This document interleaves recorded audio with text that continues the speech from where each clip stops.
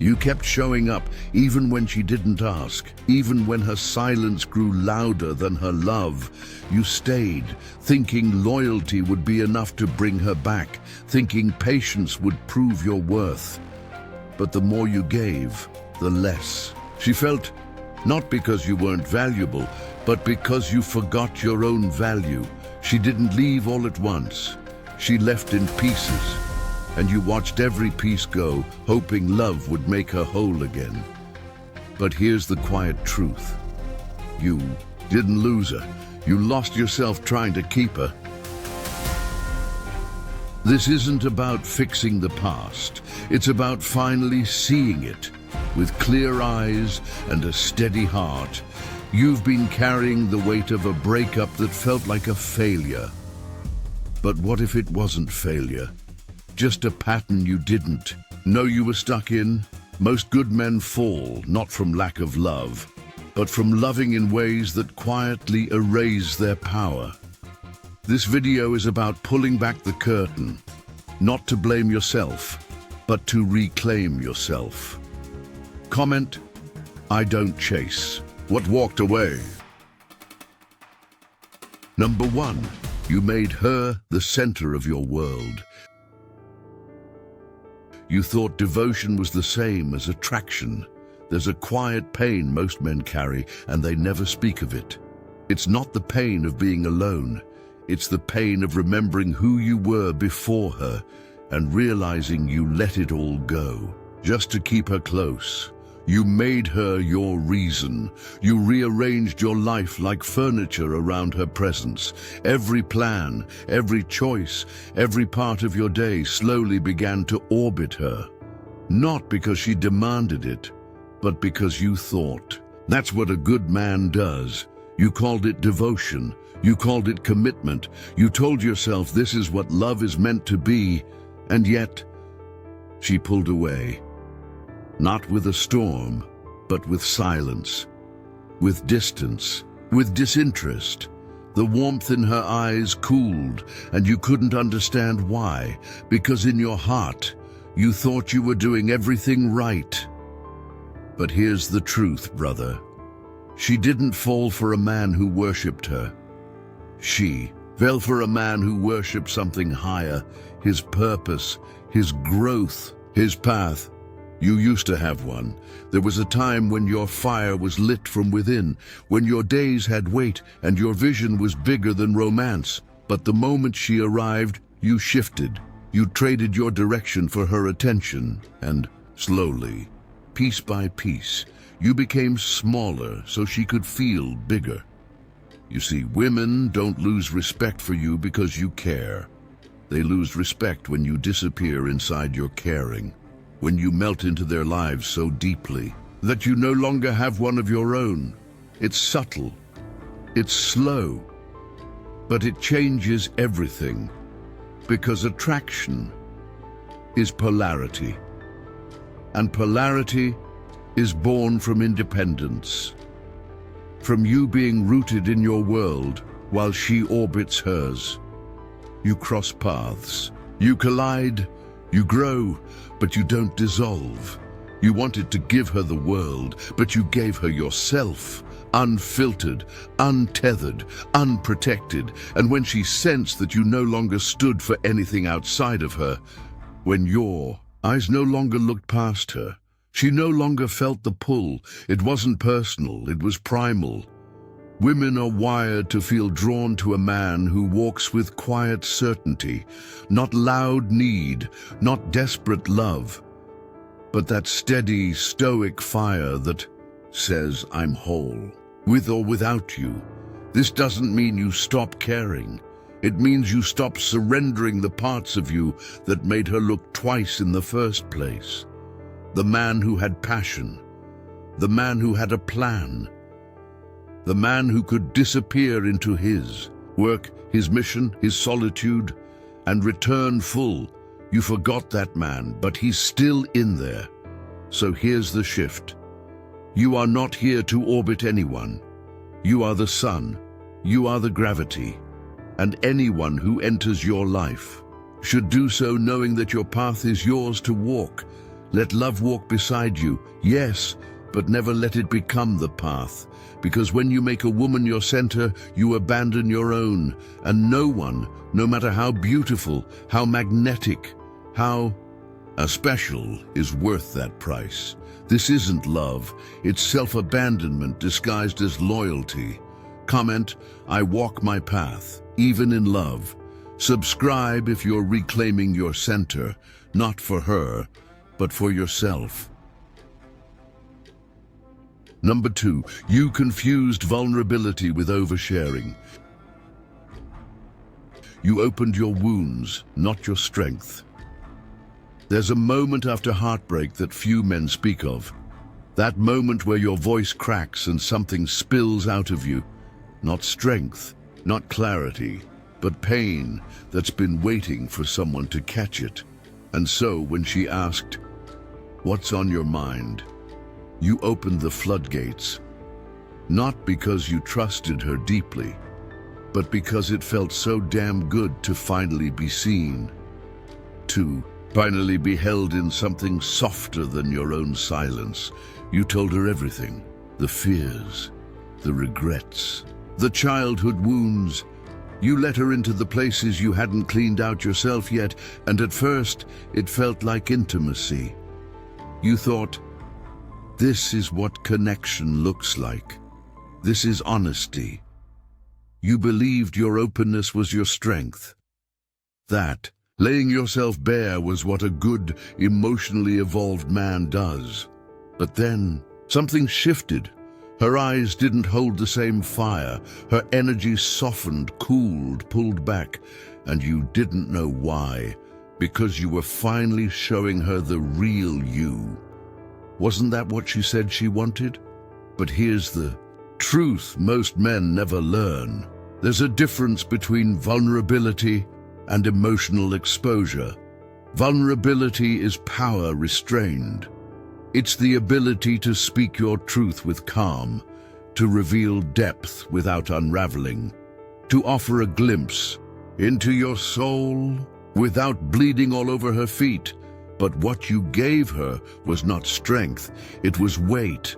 And the more you leaned, the more she had to carry something you hadn't learned to hold yourself. You weren't connecting, you were collapsing, because what felt like honesty was often your need for validation wearing the mask of openness. You weren't sharing to bond, you were sharing to be saved. You weren't offering presents, you were asking her to rescue the little boy inside you. And brother, that's not her job. Attraction doesn't grow in the shadow of dependency. It grows in mystery, in groundedness, in the slow, unfolding layers of a man who knows who he is, even in silence. Women don't want your chaos. They want to feel your calm in the chaos. They want to know you feel deeply, yes. But they also want to know that those depths don't swallow you whole, that you can walk through pain and still stay standing. You thought you were showing her your soul. But what she saw was that you didn't know how to hold your own heart. And so she stepped back, not because she's cold, but because she needed to feel your containment, not your collapse. This isn't about being stoic to the point of silence. It's about knowing the difference between opening your heart and handing it to someone else to fix. True vulnerability isn't wild flame, it's controlled fire. It's saying, this is what I've been through, but it doesn't define me. This is what hurts, but it doesn't break me. This is where I'm healing, but I'm not asking you to do the work for me. There's a quiet strength in a man who can sit with his pain without needing someone else to hold the weight of it. That's the man she respects. That's the man she stays curious about. That's the man who owns his scars without using them as currency for affection. You don't need to bleed to be seen. You just need to be still, still enough to know where your wounds end and your power begins. Because this isn't love, it's your need for validation dressed as honesty. Comment, My fire is mine to hold.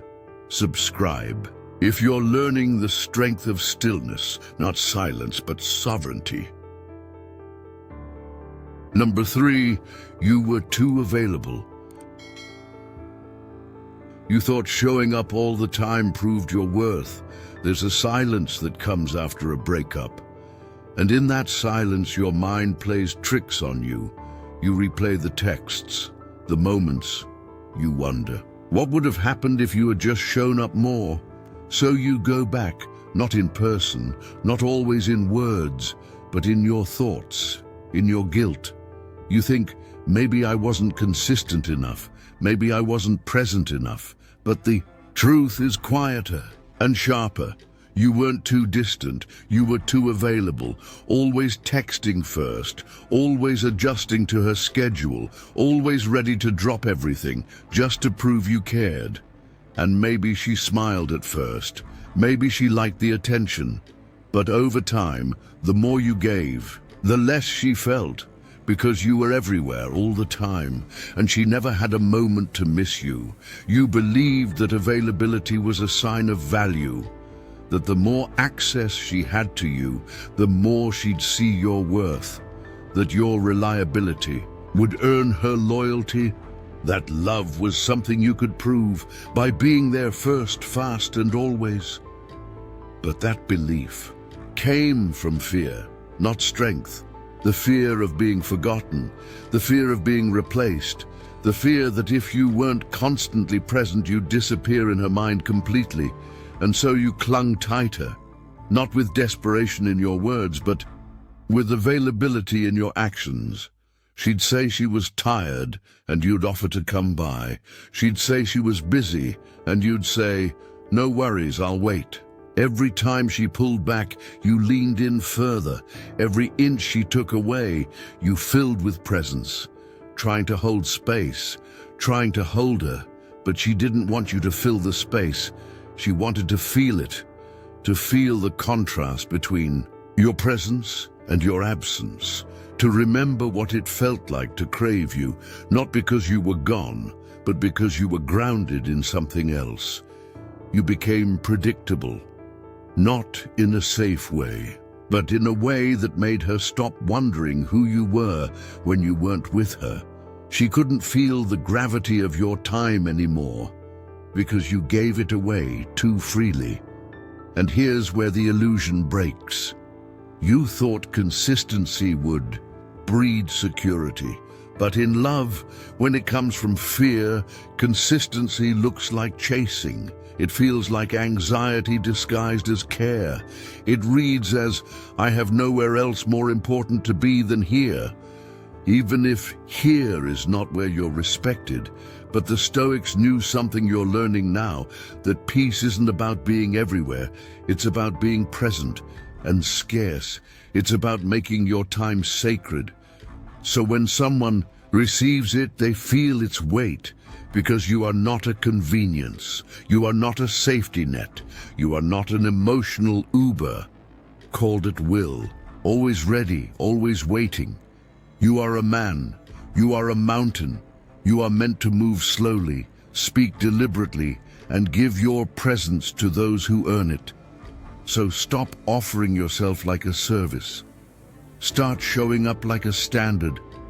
Let her wonder where you are because you're busy building. Let her miss you because you're grounded in your own presence. Let her reach because now you've stopped reaching for what pulls away. This isn't love. It's fear of loss trying to earn permission to stay. Comment, my time is sacred.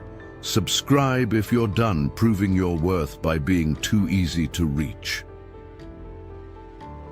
Number 4, you suppressed your standards to keep the peace.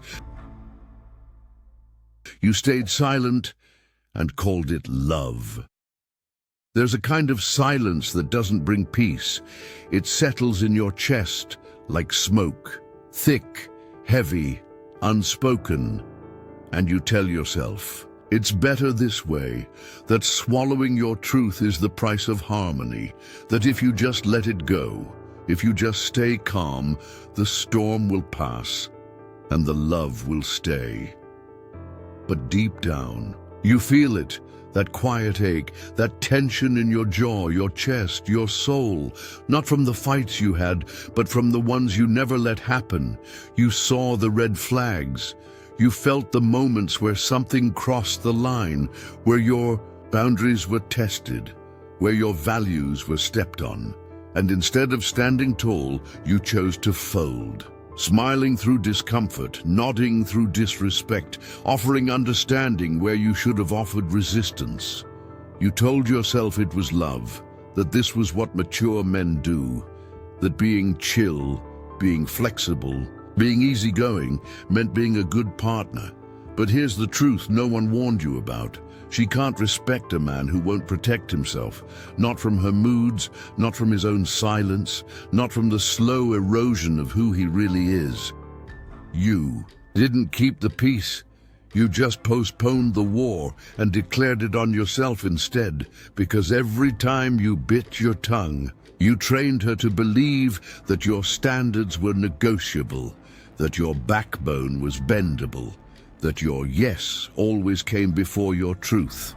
And over time, she felt it, not in the words you said, but in the energy you carried. That tension, that resentment, that spiritual shrinkage that happens when a man trades truth for tolerance.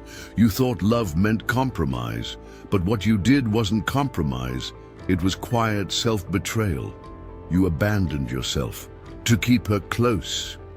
And in doing so, you taught her that parts of you could be stepped over so long as the relationship stayed intact. But a relationship that survives at the cost of your voice is already dying. Here's the Stoic shift. A man's peace is not found in his silence. It's found in his alignment, when what he says matches what he believes, when what he allows reflects what he values. Your standards are not obstacles to love. They are the container in which love can grow. Without them, everything spills. Without them, everything becomes chaos. Soft words hiding hard truths. And love can feel that you were not wrong for wanting peace. You were just wrong in how you tried to find it, because real peace isn't built through avoidance. It's forged in truth, in boundaries, in saying, this doesn't sit right with me. I don't agree with that. This crosses a line I won't ignore. And yes, it might create conflict. Yes, it might push her to question, to challenge, to push back, but that's where real respect is born. Not from being agreeable, but from being unshakably clear. You don't need to yell.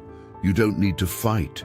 You just need to stand, calm, still, unmoved by her reactions, rooted in your truth. Because if your silence keeps her close but kills your soul, you haven't won her. You've only lost yourself. This isn't love. It's quiet self-betrayal written in smiles. Comment, my boundaries are my peace. Subscribe if you're done being the chill guy who silently breaks to keep love from falling apart. Number 5, you let her emotions lead the relationship. You danced to her moods and lost your rhythm. There's a moment after she's gone where you sit with your silence and ask yourself, how did I lose her? And deeper still, when did I lose myself? Because once you had a rhythm, you were centered, certain, calm. You moved from principle, not pressure. You led from stillness, not need. And then, somewhere along the way, you began moving to the sound of her emotional weather. One day it was sunshine and you smiled. The next it was storm and you shrank. You adjusted. You bent. You danced, not out of joy, but out of fear. Fear that standing still would drive her away. Fear that saying no would trigger her leaving. Fear that being firm would be mistaken for being cold. So you stopped leading. You stopped anchoring, and you started reacting. You walked on eggshells, called it empathy. You absorbed her chaos, called it compassion. You mirrored her moods, called it being in tune. But what you really were was unrooted. You gave up your frame, you gave up your structure, and you let her energy become the compass for both of you. But here's what no one teaches men like you. She doesn't want to be the leader of your emotional world. She might test you. She might challenge you. But deep down, she wants to feel your grounding, to feel your ability to stay calm, not just when things are easy, but when the waves rise. Because if you crumble every time she trembles, you become another storm she has to manage. Another man who cannot hold his own frame. Attraction dies not in the absence of love, but in the absence of containment, not control, not dominance, but presence, that deep masculine stillness that says, I hear you, I feel you, but I will not lose myself in your fire. I will not dance to your emotions, because I am already whole. You didn't mean to fall into this. You thought being emotionally available meant saying yes to all her feelings. You thought peace meant saying nothing when something felt off. You thought being a good man meant being soft in every moment. But love doesn't crave softness alone. It craves polarity. It craves the masculine anchor that remains steady while the feminine tide moves in and out. When you gave up your rhythm, she lost respect, not because she didn't care, but because she could no longer feel your spine. So here's the Stoic shift. You are not her emotional echo. You are not her therapist.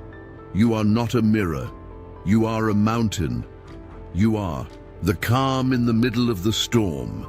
And when her moods rise and fall, your job is not to follow, but to hold with grace, with love, with unshakable presence.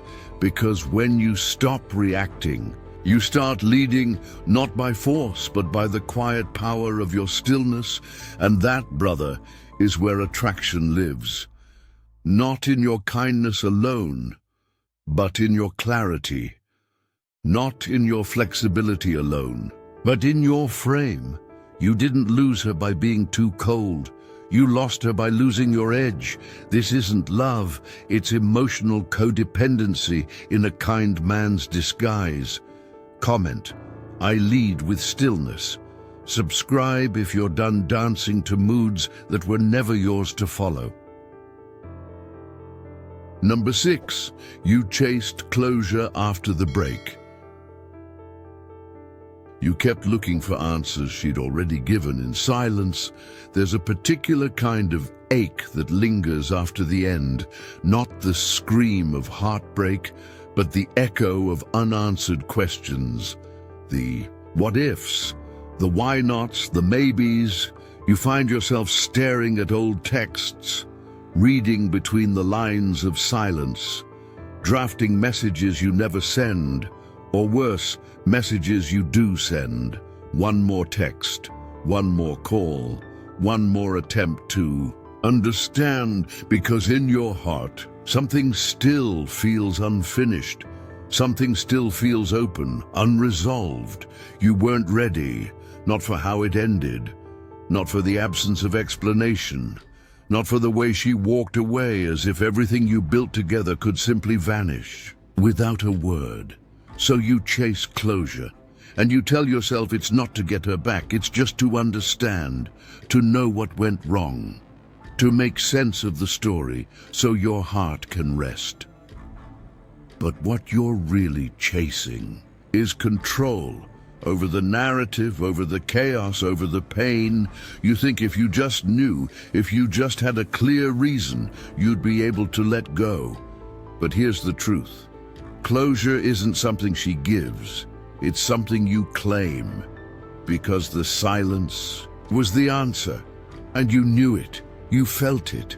Long before the last goodbye, long before the final moment, you sensed the shift, the distance, the disconnection, the moment she was still there in body but gone in spirit. But you didn't want that to be the ending. So you kept asking, kept hoping for a softer goodbye, a cleaner line, a word that made it all feel less brutal. But love rarely leaves with neatness. And the kind of woman who disappears without explanation is telling you everything. In her absence, she doesn't owe you the perfect exit. She doesn't owe you clarity. She doesn't even owe you kindness. Because the moment she stopped choosing you, your role in her story was already over. So, here's where the Stoic shift lives. Your healing does not depend on her honesty. It depends on your acceptance. Your power isn't in receiving the truth.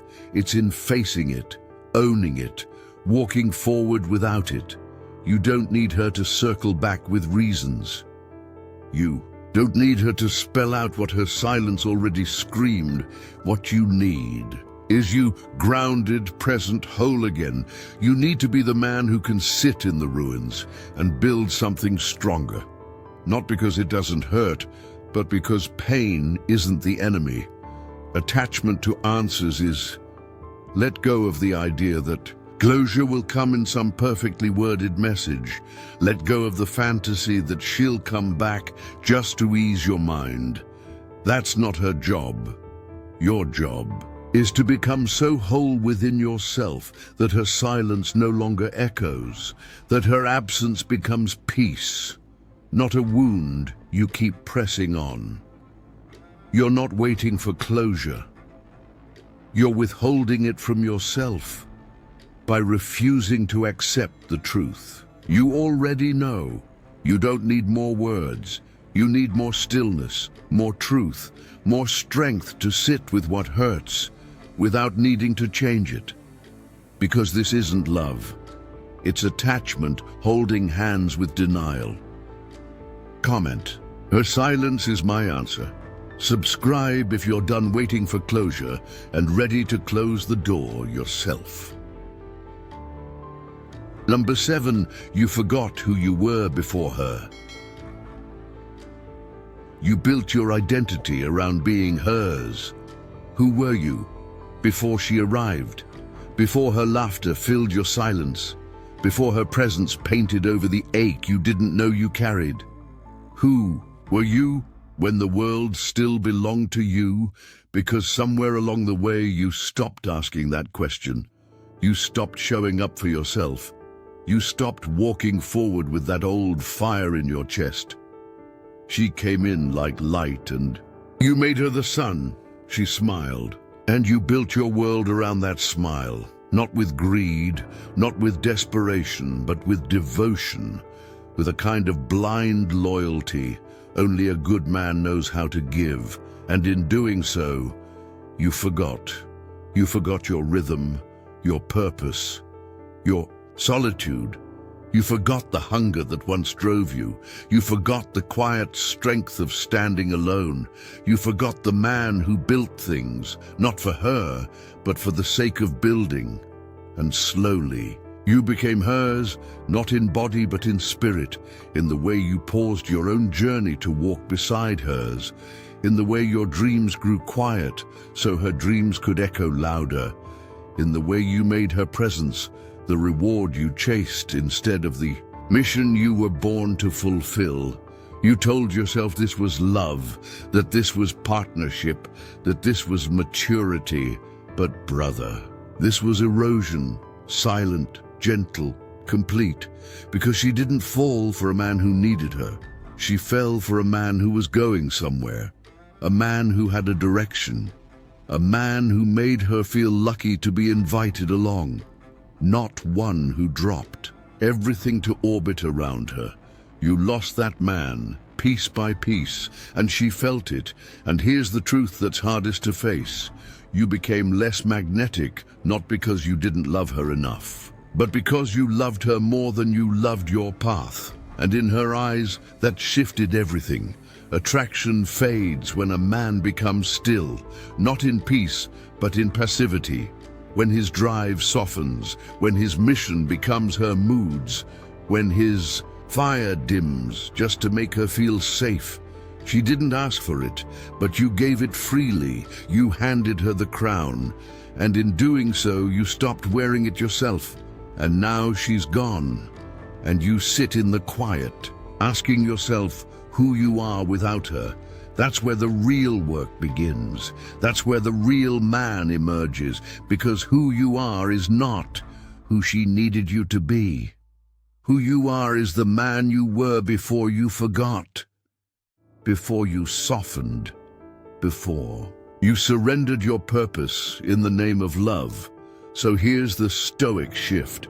Your identity is not rooted in anyone's presence. It's built in silence, in solitude, in choosing your path again, brick by brick, step by step, even when no one's watching. Let her memory burn away every illusion you had about love. Let her absence remind you that what's sacred is never meant to replace your direction. Only walk beside it. You are not what she left. You are what you return to when the world goes quiet again. This isn't love. It's self-erosion mistaken for romance. Comment, I return to the man I was before I forgot. Subscribe if you're building again, not to prove anything, but because the fire was never hers to keep. And now, you breathe a little deeper, not because the pain is gone, but because it no longer owns you. You've seen the patterns. You've faced the truth. You've looked at the man in the mirror and asked the hardest question of all. What did I give away? Just to be loved? And from that question you rise, not louder, not faster, but wiser, because healing isn't loud. It's not about getting even or being seen. It's about walking away with your head high, your soul intact, and your peace untouched. You've stopped chasing closure, stopped begging for clarity, stopped handing your worth to people who didn't know what to do with it. Now you remember who you were before the heartbreak, before the silence, before you tried to shrink your spirit to fit into someone else's story. That man is back, and he's stronger, sharper. Still, you no longer reach for what pulled away. You no longer confuse pain with proof that it mattered. You've reclaimed your rhythm, reclaimed your mission, reclaimed the quiet, grounded power that doesn't need to be explained to be felt. Let the world wonder where you went. You didn't disappear. You evolved. Comment, I am not who I used to be. Subscribe if you're walking away in silence, not to prove a point, but to protect your peace.